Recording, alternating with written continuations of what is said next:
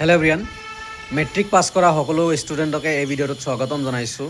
বহুত ষ্টুডেণ্টে মোক মেছেজ কৰি আছে যে গ্ৰুপৰ পৰা নাম্বাৰ লৈ বা ক'ৰবাৰ পৰা নাম্বাৰ পাইছে নাজানো, দাদা আমাৰ স্কলাৰশ্বিপৰ বিষয়ে কওক।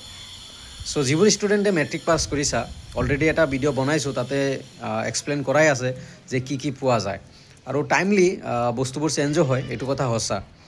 চ' মই কেইটামান কথা ক'ম, ভালকৈ শুনি লোৱা। যিবোৰ ষ্টুডেণ্টে মেট্ৰিক পৰীক্ষা দিছা আৰু যিবোৰে এইচ দিছা ফাইনেল, তোমালোকৰ কাৰণেতো ডিগ্ৰীৰ এডমিশ্যনৰ পিছত আহিব, সেইবোৰো আনিম। চ' বৰ্তমান যিহেতু মেট্ৰিকৰ ৰিজাল্ট দিছে, মেট্ৰিকৰ ষ্টুডেণ্টৰ কথাখিনি কওক। তোমালোকৰ ছোৱালীবোৰৰ কাৰণে ফাৰ্ষ্ট অফ অল কথা, ছোৱালীবোৰৰ কাৰণে অলৰেডি মই জনাইছিলোঁৱে। ছোৱালীবোৰৰ কাৰণে কি আছে যে নিযুত মইনা আঁচনি, অসম গভৰ্ণমেণ্টে এই আঁচনিটো দিয়ে, নিযুত মইনা আঁচনি। আৰু ছোৱালীবোৰক কওঁ যে তোমালোকে নিযুত মইনাৰ লগতে তোমালোকে NSPত থকা নিজৰ category wise OBC SC ST সেইবোৰ কৰিব পাৰিবা, ন' প্ৰব্লেম, উইদাউট প্ৰব্লেম, মানে কোনো প্ৰব্লেম নহয়, কোনো ইছ্যু নহয়, 100% কৰিবলৈ পাৰিবা।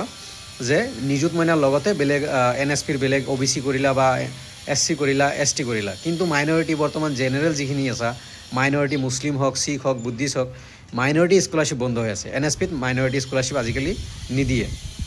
আৰু মোৰ বেকগ্ৰাউণ্ডত চাউণ্ড হ'ব পাৰে, কিয়নো মই টপ ফ্ল'ৰত মানে ৰুফত ছাদত বহি ভিডিঅ'টো বনাই আছোঁ, বেয়া নাপাবা।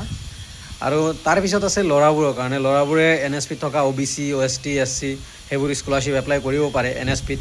আৰু এইবোৰ NSP খুলিব 2026-27 কাৰণে, খুলিব আগষ্ট মান্থত, জুলাইৰ লাষ্টৰ পৰা খুলিব বা আগষ্টত খুলিব। যিমান স্কলাৰশ্বিপ আছে NSPত, যিমান স্কলাৰশ্বিপ আছে জুলাই লাষ্ট বা আগষ্টত খুলিব। তাৰে পিছত আছে LIC golden jubilee scholarship, HSC ষ্টুডেণ্টকো দিয়ে, মানে ডিগ্ৰীত যিবোৰ ষ্টুডেণ্টে পঢ়িব নাইবা যিবোৰ ষ্টুডেণ্টে মেট্ৰিক পাছ কৰি HSC এডমিশ্যন ল'ব, সেইবোৰকো LICৰ পৰা গল্ডেন জুবলি স্কলাৰশ্বিপ দিয়ে, 20,000 প্ৰতিজন ষ্টুডেণ্টকে দিয়ে।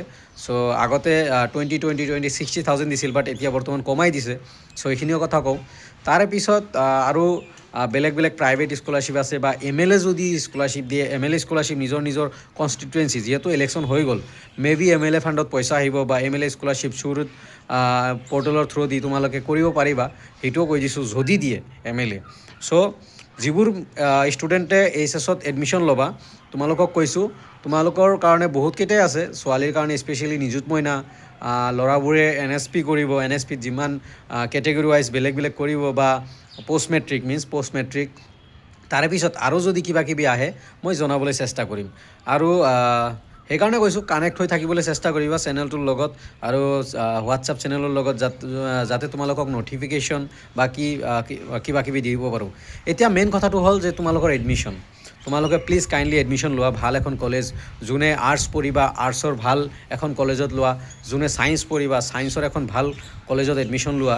কিন্তু এটা কথা যে স্কলাৰশ্বিপ কৰিবলৈ হ'লে যেতিয়া প্ৰাইভেটত কৰিবা, মেক্সিমাম প্ৰাইভেট ষ্টুডেণ্টে কৰিব নোৱাৰে, কাৰণ ভেৰিফিকেশ্যন নহ'ব।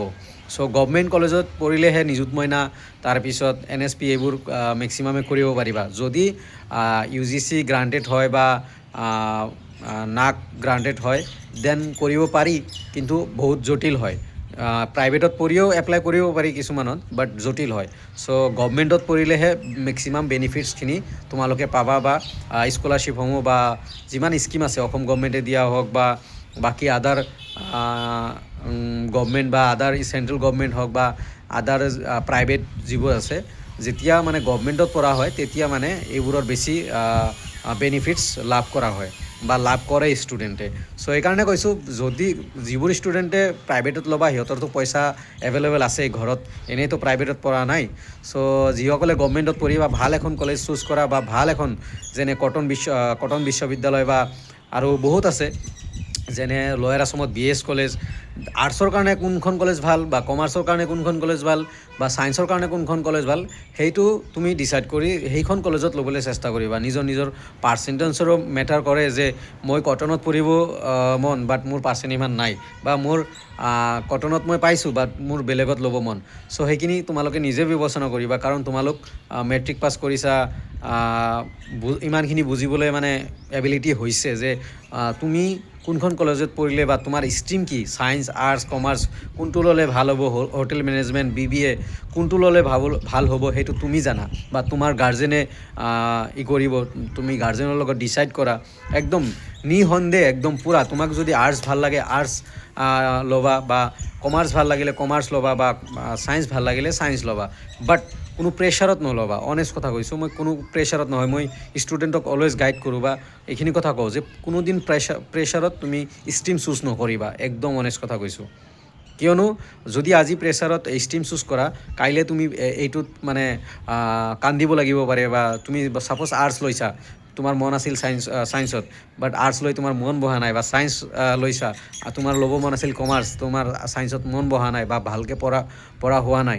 চ' সেইকাৰণে কৈছোঁ ডিচাইড ভালকৈ কৰা যিহেতু কেৰিয়াৰৰ কথা আছে চ' অল দ্য বেষ্ট আৰু মই আপডেটবোৰ দি থাকিম স্কলাৰশ্বিপ ৰিগাৰ্ডিং বা বেলেগ কিবা হেল্প লাগিলে কমেণ্টত জনাবলৈ চেষ্টা কৰিবা থেংক ইউ ভিডিঅ'টো পাৰিলে লাইক কমেণ্ট শ্বেয়াৰ ছাবস্ক্ৰাইব কৰি দিবা